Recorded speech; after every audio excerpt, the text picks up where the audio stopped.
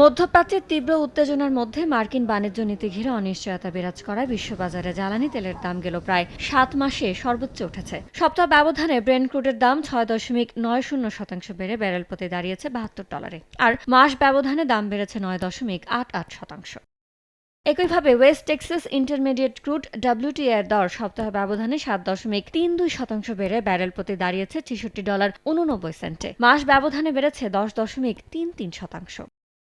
জ্বালানি পরিবহনে ঝুঁকি বিরাজ করায় গেল 5 মাসের সর্বোচ্চ গ্যাসোলিনের দামও সপ্তাহ ব্যবধানে প্রতি গ্যালনের দাম 4.78% বেড়ে দাঁড়িয়েছে $2। মাস ব্যবধানে দাম বেড়েছে 9.80%।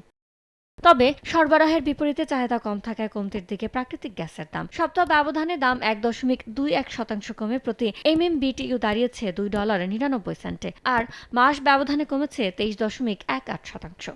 ইয়ানুর শিফাত, সময় সংবাদ।